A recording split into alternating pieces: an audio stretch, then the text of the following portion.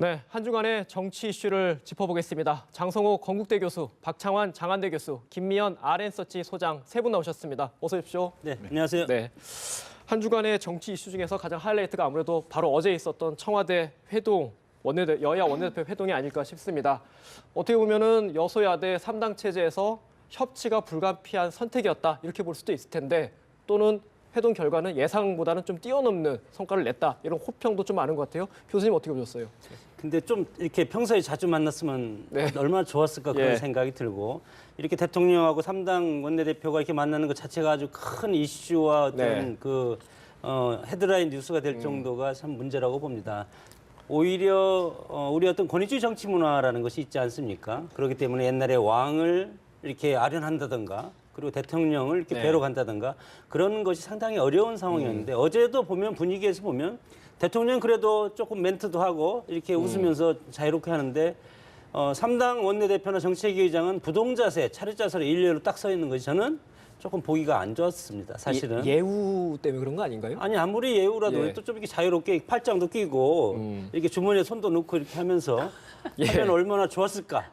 우리 정치가 좀 그렇게 탈권위주의 시대인데 너무 권위주의 모습을 본 것 같다 좀 안타까움이 있습니다. 김 소장님은 어떻게 보세요? 그 어제 합의 사항을 청와대에서 6개를 내놨잖아요. 네. 뭐 6개 발표문을 내놨는데 어떤 거를 조금 의미를 부여하고 싶으십니까? 저는 이제 1분기에 한 번씩 당대표들을 만나겠다, 정례화하겠다는 거. 또 이것도 1분기에 한 번씩 하는 거에 대해서 대통령이 역제안을 했다고 그러더라고요. 그러니까 그런 관점에서 보면 어제의 그 만남을 보면요. 어쨌든 간에 분위기가 예전과는 많이 달라졌다는 걸 좀 알 수 있고요. 그리고 상당히 대통령이 부드러워졌다. 예전에는 야당 이야기를 하면은 어제 뭐 우상호 원내대표가 이야기했죠. 책상은 안 치셨다고. 그러니까 예전에는 야당 이야기를 할 때면 꼭 뭐 격한 감정을 좀 표현하고 그러셨는데 어제는 상당히 부드러웠다는 거. 그리고 그런 걸 보면은 대통령도 마지못해서 한 거는 있지만 마지못해서 이제 야당과 협력하지 않으면 원활한 국정 운영을 하지 못하기 때문에 한 면도 있지만 근본적으로 보면 대통령 스스로도 변화해야겠다는 생각을 좀 하신 것 같아서 저는 뭐 국민의 입장에서 본다면 상당히 긍정적으로 평가하고 싶고요. 또 저는 이것이 다음 주에 발표될 여론조사 국정 지지율도 좀 반영이 되지 않을까 저는 그렇게 생각합니다. 정무장관직 신설을 검토하겠다고 했습니다. 박 교수님. 네, 대통령의 어떤 그 태도 변화가 엿보이죠. 과거에 국회를 대할 때의 자세는 호통, 지시 뭐 이런 거였는데 어저께 모습은 뭐 상당히 귀를 열고 많이 듣는 모습을 연출을 했습니다. 즉답에서 뭐 예를 들면은 세월호 문제라든지 몇 가지 문제에 대해서는 좀 그렇긴 했지만 대다수 문제에 대해서는 뭐 고민해 보겠다, 뭐 협의하겠다 이런 스탠스를 취했어요. 결국은 여소야대 국면에서 이 야당의 협조를 구해야 된다 그러면 지금 정무수석 체제만 가지고는 야당과의 어떤 그 활록 이런 부분들 대화를 갖다가 지금 분기별로 만나고 또 여야정 민생경제 현안 점검회의라는 것도 하기로 했지 않습니까? 앞으로 이제 자주 만나야 되는데 그런 역할을 해줄 사람을 장관으로 둘 가능성이 현재로서는 좀 있어 보이고요. 그걸 통해 가지고 소위 국민들이 바라는 싸우는 국회, 싸우는 청와대에 맨날 싸우고 이러는 게 아니라 뭔가 좀 민생 문제, 안보 문제에 있어서만큼은 뭔가 좀 합의를 이뤄내는 그런 모습을 낼 수 있다면 장관 아니라 부총리라도 둬야죠. 소장님, 이 정무장관 얘기가 좀 이어가자면 그 전에 정무수석도 물론 있고요. 청와대 비서진 중에서. 그리고 정무특보도 있었잖아요. 정무장관을 만든다는 게 어떻게 좀 의미를 부여할 수 있는 겁니까? 근데 이제 이 부분에 대해서는 대통령 입장에서는 정무장관 신설에 대해서는 아주 좀 유보적인 입장이 아닌가 생각이 좀 드는 게요. 아시다시피 2014년 2월에 이번 정권의 최고 실세라고 할 수 있는 최경환 의원이 정무장관이 좀 필요하다, 신설해야겠다는 그런 의견을 내서 공론화가 됐음에도 불구하고 결국은 대통령이 정무특보만 임명을 했거든요. 정무장관 대신. 그런 관점에서 봤을 때 정무장관을 신설하는 거에 대해서 박근혜 대통령께서는 조금 유보적인 입장을 지금도 견지하고 있다고 저는 보여집니다. 자, 그럼에도 불구하고 저는 정무장관을 지금 신설하는 것도 뭐 하나의 방법일 수는 있겠지만 그것보다는 지금 있는 정무수석실을 좀 대폭 강화해서 저는 이 정무수석실에서 여야 간의 좀 소통을 강화하는 그런 방향으로 좀 나가기 위해서 좀 여당하고 좀 소통이 될 수 있는 분도 필요하지만 야당하고도 좀 소통을 할 수 있는 그런 분들로 좀 인적 구성원을 좀 더 보강해서 네. 가는 것도 하나의 방법이 아니겠나 싶은 게 꼭 장관직을 또 신설한다 그래서 또 소통이 잘 된다는 법은 없거든요. 네. 그러니까 지금 중요한 거는 이런 협치가 성공하기 위해서는 고도의 정치력이 지금 요구되기 때문에 이 고도의 정치력을 좀 발휘할 수 있는 분들이 대폭 정부 수석실에 좀 있어야 되지 않느냐 생각합니다. 항상 보면은 지금 말씀하신 것처럼 조직보다는 항상 인물이 문제이긴 하더라고요. 그렇죠. 누가 그 자리를 하느냐 그게 중요한 것 같은데 교수님 어제 뭐 아까도 좀 호평을 해주셨고 전체적으로 성과가 있었다고 하는데 몇 가 중요한 현안들 있죠. 세월호법이나 노동개혁 이 부분은 조금 이견이 있었던 것 같아요. 예. 특히 이제 내년에 대선이 있기 때문에 지금까지도 안 됐고 물론 예. 이것이 선진화법의 영향도 있고 그리고 새누리당과 당정의 어떤 입장과 야당의 입장이 또 특별하게 지금 갈라져 있는 이런 상황 아닙니까? 이것이 지지층과 연계가 있기 때문에 정당의 어떤 색깔과 이념과 지지층과 연계가 돼 있는 이런 법안들은 대선을 앞두고 합의를 해주면 당의 정체성 자체가 지금 흐트러질 가능성이 있다. 이런 차원에서 각각의 뭐 지금 주장하는 것들을 청와대나 새누리당이나 더 강하게 주장할 가능성이 많고 야당도 마찬가지 이것을 양보할 수가 없을 겁니다. 그렇기 때문에 핵심적인 것은 빼더라도 그 부수적인 거 10% 정도의 합의는 할 수 있다고 보는데 그것이 협치의 어떤 효과라고 할 수가 있겠죠. 그러나 근본적으로 전부 다 합치할 수는 없다고 봅니다. 알겠습니다. 어쨌든 뭐 세 분 다 가장 중요하게 여기 의미를 두는 게 어쨌든 소통에 한번 물꼬를 텄다 이런 부분일 테고 그 대표적인 게 정례 회동 그 부분인데 정례 회동이 언제쯤 가능하겠습니까? 지금 대표가 없지 않습니까? 그렇죠. 그 국민의당 빼고는. 뭐 분기별로 한 번씩 한다고 그랬으니까 만약에 그때까지 당 대표 체제가 상당히 꾸려지지 않는다 그러면 아마 정기국회 때 전에는 한 번은 또 원내대표를 모이든지 그런 식으로라도 운영이 되지 않을까 싶습니다. 지금 아까도 말씀하셨지만 서로 이제 어떻게 뭐 모이자 그리고 잘해보자 뭔가 얘기를 나눠보자 이런 얘기는 됐지만 이 강론으로 들어가면 합의된 게 하나도 없어요. 청와대에서는 지금 노동법과 그 다음에 서비스산업발전법 이런 여타의 것들을 해결해 줬으면 하는 바람이고 반대로 이제 야권에서는 파견법은 안 된다.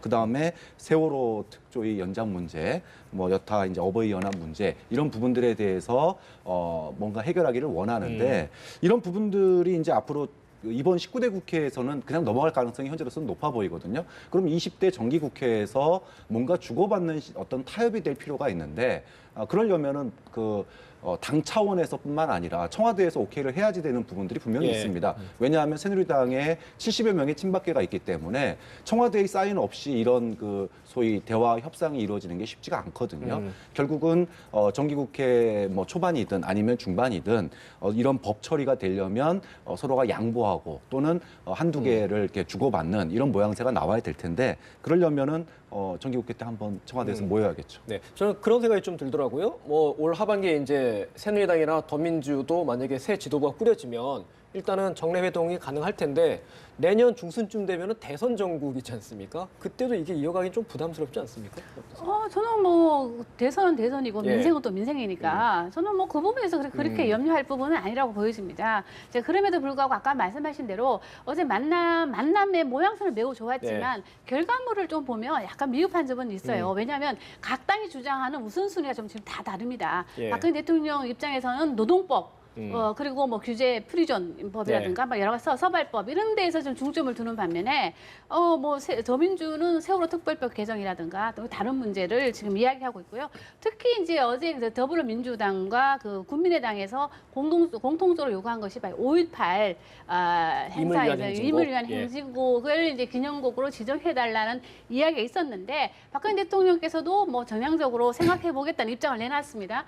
그럼에도 불구하고 과연 5.18에 지금 며칠 안 남았잖아요.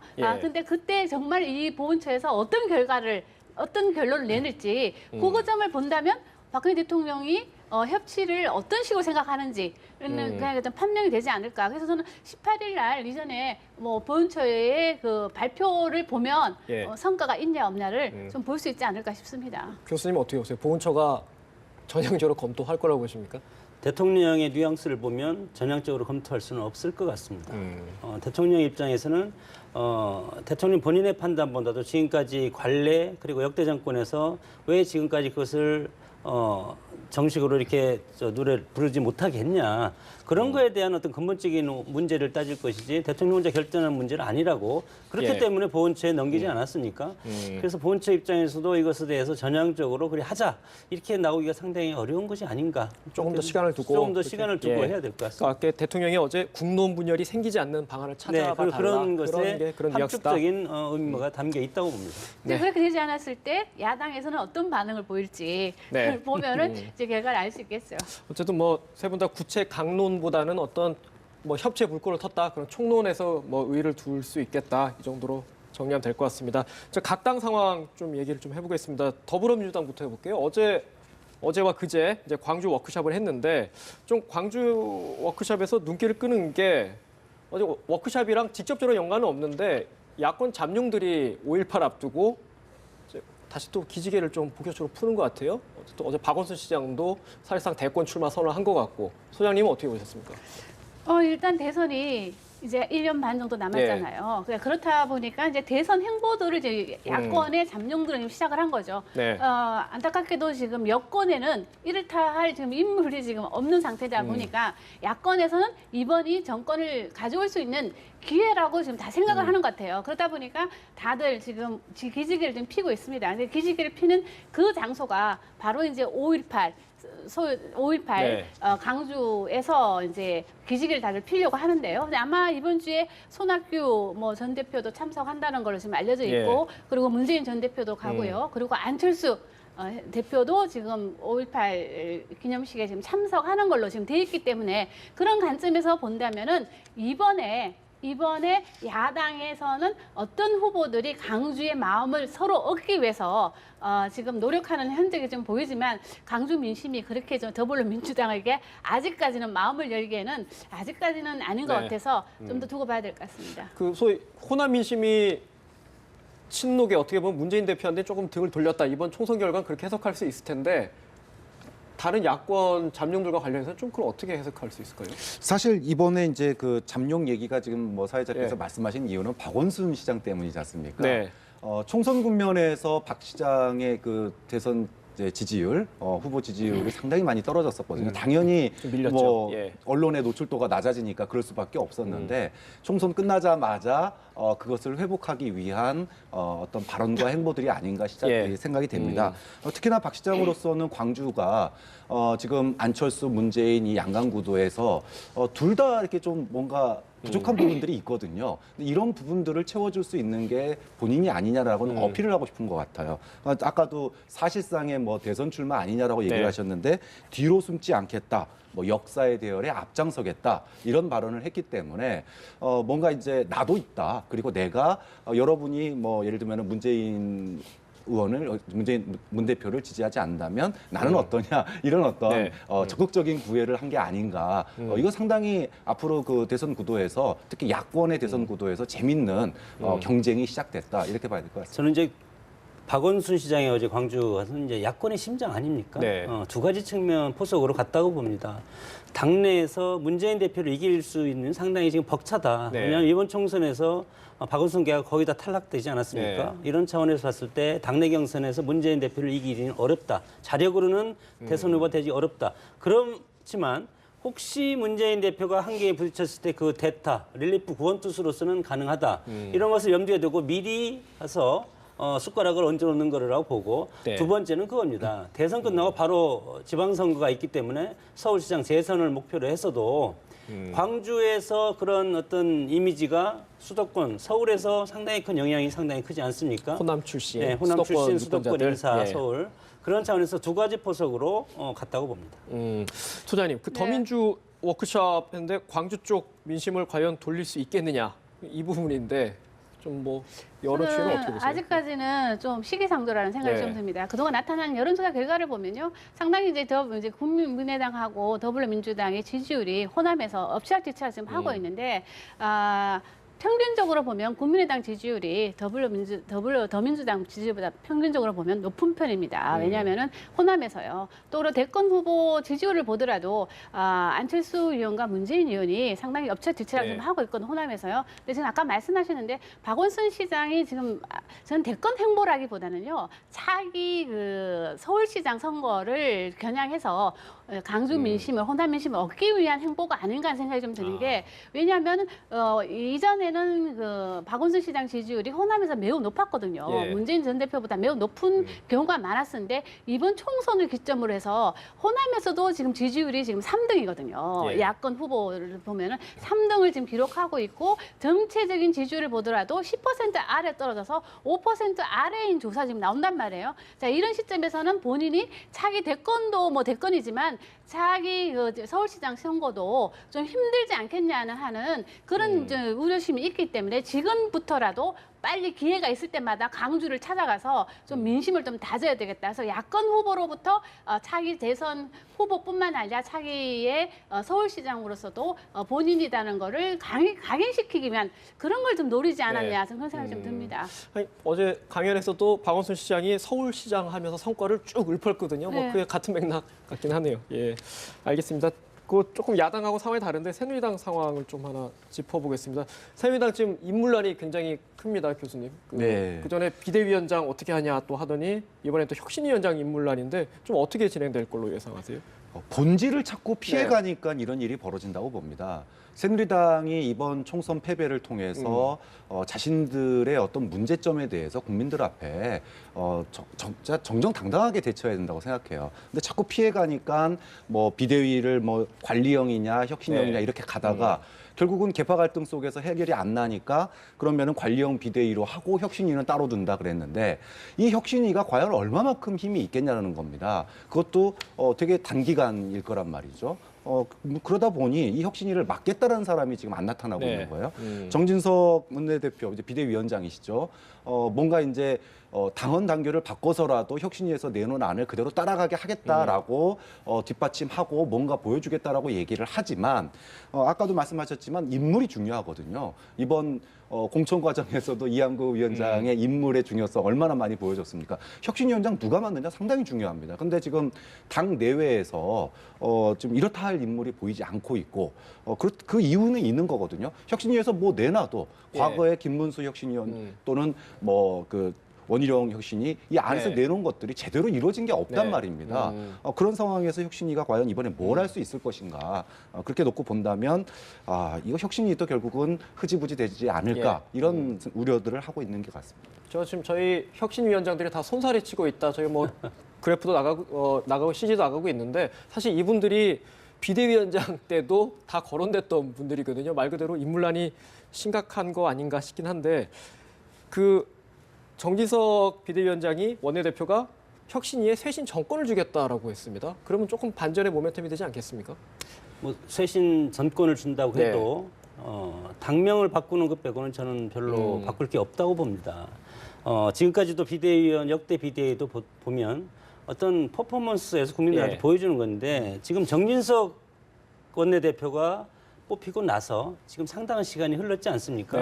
그러나 보여주는 정치가 상당히 부족했다. 국민들은 정말 좋은 뜻을 가지고 좀 기다려봐라. 그래서 그럼 내가 정말 당을 쇄신해서 정말 멋진 당으로 탈바꿈 시키겠다. 기다려봐라.